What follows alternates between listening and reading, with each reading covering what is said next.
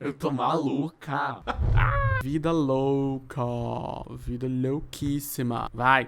Quem me conhece sabe que eu gosto de estar sempre atualizado nos assuntos mais importantes e mais urgentes do momento. É por esse motivo que eu decidi, em maio de 2024, assistir um dos filmes indicados ao Oscar desse ano. Um filme, aliás, que traz uma das discussões mais importantes da contemporaneidade. Ela mesma, a monogamia. Olá, meu nome é Thiago e nesse canal a gente fala sobre cultura pop e monogamia. Ok, mentira. Eu não necessariamente vou falar sobre monogamia. Ainda. Mas eu quero discutir um pouco sobre cinema, melodrama, relacionamentos amorosos e, claro, romantismo. Sim, romantismo. Aquele movimento literário e artístico que matou poetas e prostitutas de tuberculose no século XIX. E o filme que vai nos guiar nessa linda conversa é esse mesmo aí que tá aparecendo no título do vídeo. Vidas Passadas, que, olha só, é um dos grandes lançamentos do mês de maio do Telecine, que está patrocinando esse vídeo, muito obrigado. Aliás, Vidas Passadas não é nem de longe um único grande lançamento do Telecine esse mês. Tem filme pra caramba que chegou agora e tem filme estreando por lá o tempo inteiro. É uma delícia. Sem falar no acervo interessantíssimo de obras de tudo que é época, tudo que é gênero e de todos os sabores. Você pode ter acesso a tudo isso através da sua TV por assinatura ou através do Globoplay, sem precisar baixar nenhum aplicativo a mais. E pra facilitar a sua vida, eu já deixei um link aqui na descrição desse vídeo. Então é só clicar lá e arrasar. E sem mais delongas, vamos falar o que precisa ser dito sobre o filme, no caso, né? Sobre o filme que eu estou fazendo o vídeo. Aliás, eu preciso deixar um alerta de spoiler aqui, né? Eu vou contar algumas coisas que acontecem nesse filme, mas não é nada que vai estragar a sua experiência, a não ser que realmente você seja muito apegado a esse tipo de coisa. Se você quer assistir esse filme sem saber nada do que acontece, então eu recomendo que você vá lá assistir o filme primeiro e depois volta aqui pra assistir o vídeo. Combinado? Combinado. Então vamos nessa. Vidas Passadas é um filme coreano de 2023 e que conta a história de um trisal, mais ou menos. A trama começa durante a infância dos personagens Shan-ha e Hye-sun, quando eles ainda tinham 12 anos de idade e eram apaixonadinhos um pelo outro, com a profundidade que essa idade permite, que é muita coisa assim, tá? Mas esse amor juvenil é interrompido quando a família da garota se muda para os Estados Unidos. 왜 가고 싶은데? 한국 사람들은 노벨문학상 좋다. 12 anos se passam sem que os dois tenham qualquer tipo de contato. Um dos motivos para isso é que nos Estados Unidos, Shan-ha adotou o nome ocidental Nora e ninguém mais chama ela pelo nome coreano. Nessa forma final da personagem, ela já é vivida pela atriz Greta Lee e o cara é interpretado pelo Teo Yoo. Eu não sei se eu tô pronunciando esses nomes certos porque eu não sei falar coreano, então assim, eu não vou nem tentar. Num dado momento, no longínquo ano de 2012, os dois se reencontram de uma forma praticamente pré-histórica: o Facebook. Sim, pois essa era justamente a época em que a plataforma servia para reencontrar pessoas em vez de desestabilizar democracias por aí. Tempos mais simples. A partir desse reencontro virtual, Nora e Hye-sun passam a se comunicar através de videochamadas, iniciando aquilo que alguns jovens por aí chamam de web namoro, mas nem tanto. Dependendo da sua idade, você provavelmente já viveu uma história assim nos últimos 10 ou 15 anos. Aquela confusão sentimental proporcionada por uma relação afetiva construída pela internet. É um namoro? É uma amizade virtual? Um relacionamento à distância? Amantes? Amigos? Ou apenas mutuals? E aí eu queria interromper rapidinho a trama do filme pra falar de algo mais importante: os meus sentimentos. Nesse momento da história em que os protagonistas estão se relacionando via Skype, a minha mente fez uma breve viagem intermediática. A relação virtual deles me remeteu à literatura, especificamente a histórias de amor vividas e contadas através de cartas, sabe? Igual a Gretchen. Com certeza abri meu coração, gostaria de ter escrito mais. Entendeu? Em Amor nos Tempos de Cólera, o livro do Gabriel Garcia Marques, os personagens Florentino Ariza e Fermina Gaza trocam intensas cartas de amor durante 2 anos, sem qualquer contato físico, até que o rapaz decide pedir a moça em casamento também via carta. Seja emocionado, sim! O equivalente contemporâneo seria trocar stories verdinhos por 3 meses com a mesma pessoa, antes de descobrir que ela é casada há 5 anos ou algo assim. Não que eu já tenha passado por isso. De qualquer forma, a carta de amor é praticamente um gênero textual à parte, com seus próprios códigos, características e peculiaridades. Tem até um nome para esse possível subgênero: é o romance epistolar. No livro Os Sofrimentos do Jovem Werther, clássico de 1774, escrito por Goethe, o romance é todo contado através de cartas escritas pelo protagonista Werther ao seu amigo William, ou Guilherme, dependendo da tradução. Como os sofrimentos do protagonista realmente são tantos que levam ele a tirar a própria vida no final da história, alerta de spoiler, é esse amigo William, ou Guilherme, quem edita e publica as cartas em forma de livro. Mas isso é o framing device da história, a gente ainda tá falando de uma narrativa ficcional. Enfim, a trama é quase sobre um trisal. Na verdade, é sobre um terceiro elemento que não consegue fazer parte do trisal. Tá bom, vamos direto ao ponto. O jovem Werther da história é perdidamente apaixonadíssimo pela Charlotte, que por sua vez está noiva e se casa com Albert. E aí, depois de muita intensidade epistolar, o Werther pede as pistolas emprestadas de Albert e decide acabar com a própria vida. Ele era intenso, ele era sensível. Mas precisava de tudo isso? Bom, essa sensibilidade em detrimento da razão, o predomínio da imagem sentimental do homem e da mulher, a falta de um final feliz e um sentimentalismo exagerado, intenso e sofrido, são características que marcariam mais tarde todo o romantismo. E os sofrimentos do jovem Werther é considerado por muitos especialistas como a obra inaugural desse movimento. Werther não é simplesmente um romance em cartas, assim como a Nova Heloísa de Rousseau ou Pamela de Richardson. A obra de Goethe é o romance de uma alma, uma história interior. O eu mostra-se tão forte, o sujeito se evidencia tão vigoroso no romance que não permite a aparição escrita dos correspondentes e se assegura tão somente na sua própria opinião. Em Werther, todas as cartas são escritas pelo herói e apenas emendadas por um suposto editor. Tudo no romance é construído para afirmar o sujeito, e Werther torna-se assim o primeiro romance da história da literatura universal, em que o personagem vai em busca do absoluto através de suas próprias experiências e vivências íntimas nesse mundo, através do amor ao próximo e do amor à natureza. Além de ser considerada uma linha divisória no caminho do romance ocidental para a crítica literária, esse livro hitou nos charts da época e transformou esse autor numa celebridade, e ainda por cima indicou tendências de comportamento entre os séculos 18 e 19. Vários leitores começaram a fazer cosplay de Werther e Charlotte. É sério. Os homens de casaca preta, chapéu cinza, colete e calça amarela, e as moças com vestido branco, laços cor-de-rosa nas mangas e corpete. Ou é corpete? É corpete ou corpete? Enfim, um outro comportamento mais sério, mais triste, creditado ao romance na época, foi uma onda de suicídios na Europa. Tanto que, em algum momento, a venda desse livro foi proibida. Outros autores do movimento que surgiram depois passaram a meio que usar a morte do Werther como referência para personagens que desejavam morrer. Dentro do ideal do romantismo, esses personagens seriam merecedores do amor da mulher depois que eles morressem. Vai entender. O poeta Lord Byron foi um dos grandes nomes desse tipo de romance, que ainda defendia uma vida boêmia desregrada, com grande risco de contrair uma tuberculose, que nessa época era grave e acabava matando. E aí, por conta de correlações e confusões de interpretação de texto, acabou que a tuberculose foi romantizada a ponto de ser considerada por muitos desses poetas como a doença de quem ama muito e vive pouco. A doença dos verdadeiros artistas. Adiciona tudo isso ao pensamento de que o amor cura tudo e tá pronta a receita da tuberculose como uma doença que redime enquanto te mata. Véi, vocês só falam em se matar, em cortar os pulsos, vocês não tem outro assunto. É só morte, se mata. Eu, hein? Agora, a grande ironia disso tudo é que o Goethe, o autor do livro Os Sofrimentos do Jovem Werther, ele não morreu de tuberculose. Na verdade, ele viveu até os 83 anos.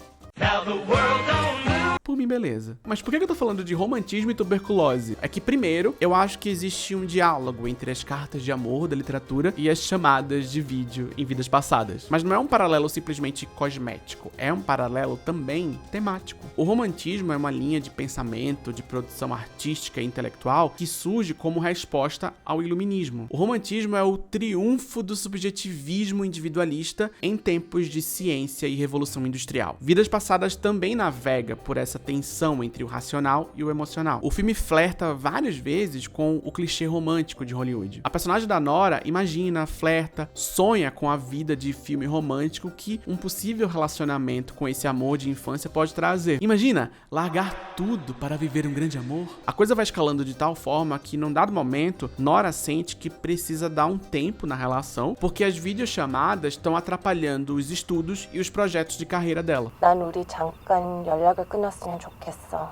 Quem nunca se viu obrigado a terminar um web namoro? Eu nunca. Enfim, a gente vê que esse término foi bem difícil pros dois, mas a vida segue. Nora entra num retiro de escrita criativa e é nesse lugar que ela conhece Arthur, interpretado pelo ator John Magaro. 12 anos se passam e na cena seguinte a gente descobre que os dois se casaram e vivem juntos em Nova York. Are you two related?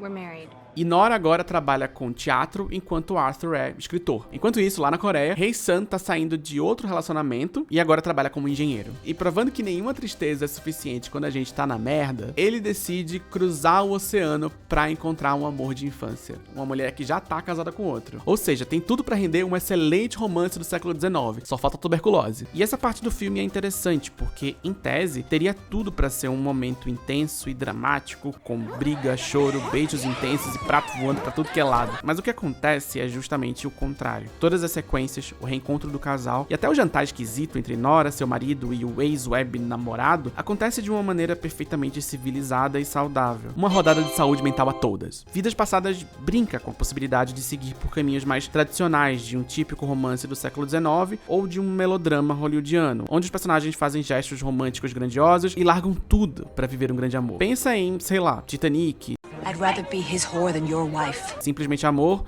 e Shrek.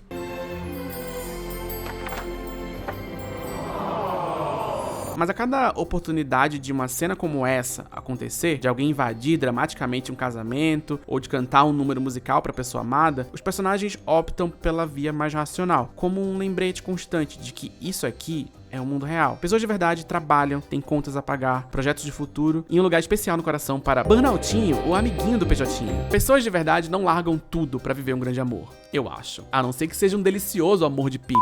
Tem até uma cena bem interessante em que Arthur, o marido de Nora, comenta com ela que a história deles dois, que são casados, é muito chata quando comparada ao amor juvenil que sobreviveu o espaço-tempo. O amor que fez duas pessoas separadas por um oceano se encontrarem mais de 20 anos depois. Childhood sweethearts who reconnect 20 years later only to realize they were meant for each other. We're not meant for each other. I know. Até que a própria Nora dá meio que um banho de água fria na própria história de amor hipotético, explicando pro marido que, meu filho, eu tenho mais o que fazer do que embarcar numa roubada dessa. I'm not gonna miss my rehearsals for some dude. Enfim, o que eu tô dizendo é que Vidas Passadas flerta com códigos do romance, com códigos do melodrama, mas apesar disso, ele é construído em cima de decisões realistas. O próprio conflito entre razão e emoção é por si só um código do melodrama. O filme existe dentro dessa tensão entre o emocional e o racional, mas quem vence é o racional mesmo. Nora e Hae-sun têm alguns momentos bonitos juntos, mas eles não ficam juntos porque eles jamais poderiam ficar juntos. Isso simplesmente não seria realista. Não seria racional. Mas será que é essa a história completa? Vidas Passadas foi escrito e dirigido por Celine Song, que nasceu na Coreia do Sul e, assim como a protagonista do seu filme, se mudou com seus pais para o continente americano aos 12 anos de idade. Com esse longa-metragem, a cineasta aborda também a experiência de ser imigrante, de se ver dividida entre duas nacionalidades e não exatamente pertencer plenamente a nenhuma delas. Num dado momento da história, Arthur revela para Nora que, quando ela dorme, ela sonha em coreano, algo que nem ela tinha percebido antes. Sometimes, I don't know. I guess I get scared. Scared of what? I'm dreaming a language that I can't understand. Essa cena é um vislumbre da angústia de Arthur ao perceber que tem uma parte da vida da esposa, especificamente os sonhos dela, da qual ele não faz nem nunca vai poder fazer parte. Esse idioma, essa origem dela, é uma parte muito íntima de quem ela é. Nora ainda é coreana, mesmo que ela nunca tenha pisado novamente no país desde a infância. E talvez por isso ela se sinta tão conectada com o cara com quem ela teve um amor juvenil e um web namoro esquisito anos antes. É uma parte dela, uma parte com a qual ela só tem contato em seus sonhos. Ao mesmo tempo, ela não consegue se conectar plenamente com ele porque, nas palavras dela, ele não é coreano-americano, ele é coreano-coreano. Uma realidade ou uma vivência que ela já não reconhece mais em si mesma. I have Korean friends, but he's not like Korean American. He's Korean. Eu sei que não é a mesma coisa, mas eu reconheço um pouco dessa experiência sendo pernambucano que mora em São Paulo. Eu sinto isso em vários momentos da minha vida, mas principalmente quando, por exemplo, eu percebo que o meu sotaque original já se perdeu. Mas eu também não tenho um sotaque exatamente paulistano. Então até hoje, mesmo depois de todos esses anos, eu me sinto meio forasteiro dentro do meu próprio país. Como eu disse, não é a mesma coisa, mas rolou uma identificação de leve. Mas tem uma outra coisa que eu queria comentar também. Quando Nora e Arthur se conhecem, mais ou menos na metade do filme, ela fala pra ele sobre um conceito coreano conhecido como Inhyun. That's just something Koreans say to seduce someone. E à medida que ela manda esse papinho pra passar um chaveco naquele que seria o seu futuro marido, a gente assiste ela e Hae-sun vivendo suas vidas cotidianas separados. Inyan é um termo em coreano que está relacionado a budismo e reencarnação e que tem a ver com providência ou destino, mas especificamente quando se trata da vida e do relacionamento entre duas pessoas. Quando dois estranhos se esbarram na rua ou quando duas pessoas se casam, é porque essas pessoas já viveram muita coisa entre elas em vidas passadas. If two people get married, they say it's because there have been 8,000 layers of inyan over 8,000 lifetimes. Esse é o conceito que ilustra tematicamente a história. E como ele é descrito pra gente enquanto imagens melancólicas do casal que não consegue ficar junto são exibidas na tela, isso cria uma espécie de aura mística em torno dessa história, a princípio tão enraizada no mundo racional. Eu não sei vocês, mas eu fiquei com a impressão de que a qualquer momento uma fenda interdimensional ia abrir no meio do filme, mostrando todas as realidades em que Nora e Hae-sun conseguem viver uma vida juntos. Tá bom, vai, eu não achei literalmente que isso ia acontecer, mas essa ideia ficou pipocando na minha cabeça de vez em quando. Talvez porque eu goste de ficção científica, ou talvez porque minha mente foi carcomida por filmes hollywoodianos sobre multiverso. Quem é você para me julgar? Enfim, de qualquer forma, quando eu sobrepus essa premissa inicial de uma relação à distância construída através de videochamadas a esse flerte com o multiverso e vidas paralelas, eu me lembrei de um livro que eu li ano passado que não tem nada a ver com esse filme, mas meio que tem a ver um pouco? Quem é você para me julgar? O livro que eu tô falando é esse aqui, ó. É Assim que se perde a Guerra do Tempo. Ele foi escrito pela canadense Amal El-Mota e pelo estadunidense Max Gladstone. Eu tenho dificuldade de lembrar o nome das pessoas. Eu acho que eu já falei desse livro por aqui antes, mas vamos lá. É um romance de ficção científica que narra a história de duas mercenárias viajantes do tempo durante uma guerra intergaláctica na qual elas lutam em lados opostos e onde a missão delas é assassinar uma a outra para mudar a linha do tempo em favor das suas respectivas facções. Deu pra entender? O plot twist é que enquanto elas tentam se matar entre si, elas se apaixonam, igual todo casal LGBT. E toda a história é contada através de cartas, das cartas que elas mandam uma pra outra. Cartas cheias de flertes, deboches e declarações intensas de amor. É maravilhoso. É Assim que se perde a Guerra do Tempo ganhou muitos prêmios em 2019, quando ele foi lançado. Dentre eles o Prêmio Nebula, o Prêmio Hugo, o Prêmio Aurora e vários outros. E por mim ganhava mais, entendeu? Tome aqui o Prêmio Hora Thiago de melhor babado. Enfim, o que eu gostei nesse livro é a forma como ele convida a gente a imergir nesse mundo e a viver essa história de amor inusitada, intensa e meio brega. Meio não, muito brega. Maravilhosamente brega. Não tem problema nenhum em ser brega. Seja brega. Seja emocionado. Mas o que eu quero dizer exatamente é que o cenário de guerra e boa parte da mitologia e construção de mundo são, em sua grande parte, incompreensíveis e pouco relevantes fora do aspecto temático que eles representam. A gente não entende por que o conflito existe ou quais regras de viagem no tempo, ciência e magia regem esse universo. Nada disso realmente importa. O que fica pra gente é a história de duas mulheres, duas pessoas, perdidas em seus próprios cenários desoladores, no meio de uma guerra sangrenta, isoladas de qualquer coisa próxima de família ou comunidade, ansiando profundamente por uma conexão que elas só podem encontrar uma na outra, porque suas experiências de vida enquanto soldadas numa guerra são muito parecidas. Da metade pro fim, a gente vai entendendo melhor a profundidade dessa conexão que elas estabelecem uma com a outra, à medida em que elas vão se declarando uma pra outra, em que elas expõem suas vulnerabilidades uma pra outra, à medida em que elas mostram quem elas são uma pra outra. Tudo isso de uma forma muito intensa, muito visceral, muito... é muito amor!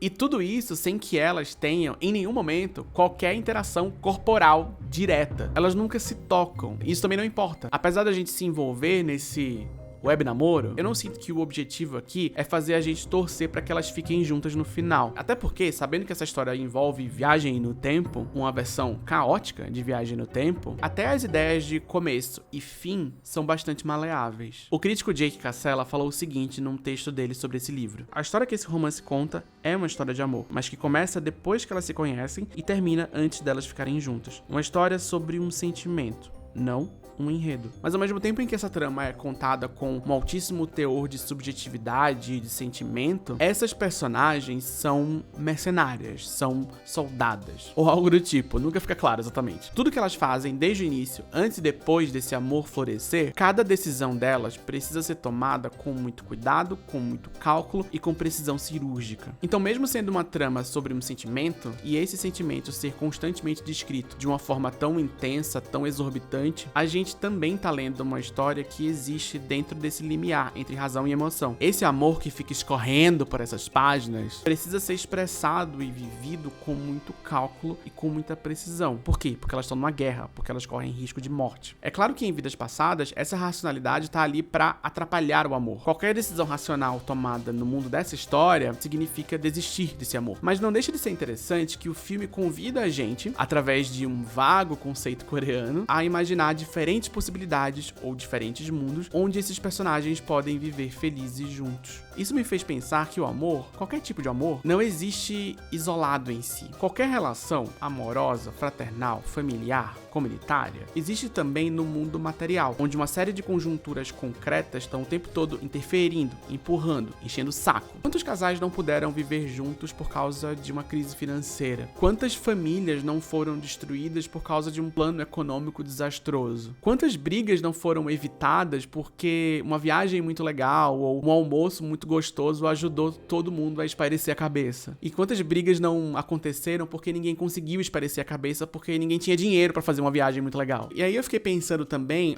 óbvio, na questão do gay. Eu adoro a questão do gay. Em muitas conversas sobre casamento homoafetivo que eu tive na minha vida, eu me deparei com uma pergunta meio besta, mas que também me intrigava e às vezes ainda me intriga de alguma forma. No caso, a pergunta era mais ou menos assim: por que vocês gays querem tanto casar? E eu não sei se vocês sabem, mas eu sou um gay casado. E eu já me perguntei sobre isso algumas vezes, antes e depois do meu casamento. Talvez vocês achem meio besta essa linha de raciocínio, mas eu vou correr esse risco. A historinha por trás dessa pergunta quase sempre tá ligada à ideia de que casamento e família são instituições tradicionais, conservadoras e cis-heteronormativas. Pra que a gente quer ser incluso nessa merda?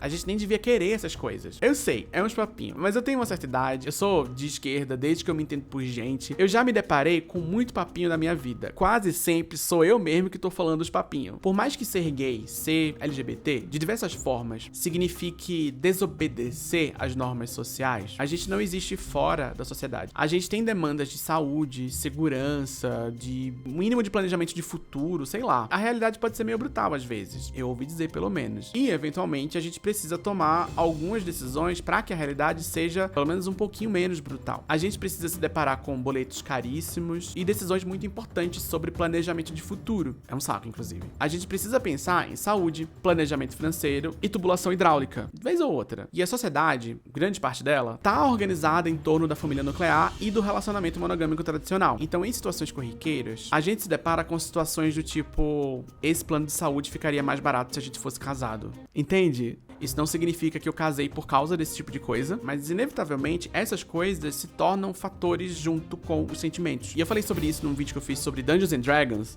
sobre como a ideia de família hoje ainda é algo que precisa ser chancelado por um juiz, por um cartório ou pelo plano de saúde da firma. Para que o meu relacionamento seja reconhecido como uma família, eu preciso literalmente que o judiciário reconheça isso. E se eu não tiver essa chancela, eu perco acesso a um monte de coisa. Mas isso não é só sobre casamento ou plano de saúde. E se eu quiser, por exemplo, ter um filho, eu não posso simplesmente ter um filho, como a maioria dos heterossexuais fazem, se é que você me entende. Se eu quiser ter um filho, eu preciso passar por uma sequência de exaustivos processos burocráticos. Vários portões, vários papéis, várias reuniões, são várias autorizações e vários carimbos. Tudo isso para validar uma decisão que, em grande parte, é emocional, mas que precisa de uma série de camadas de racionalidades para que ela se concretize. Percebe que essas e outras barreiras racionais existem mais para umas pessoas do que para outras? Viver um grande amor nos moldes convencionais se torna também uma decisão prática e racional. E, novamente, mais para uns do que para outros. Com isso, eu não tô dizendo que a gente não deve lutar por uma sociedade onde relacionamentos amorosos possam existir sem a chancela do Estado ou de instituições corporativas. Eu só tô meio que descrevendo um sentimento em relação à realidade como ela é agora, no estado atual das coisas. A gente pode e deve lutar para construir uma nova sociedade com outros valores e outras configurações. Inclusive Inclusive, lute sim, estarei com você nas trincheiras. Meu ponto aqui é essa breve reflexão sobre como,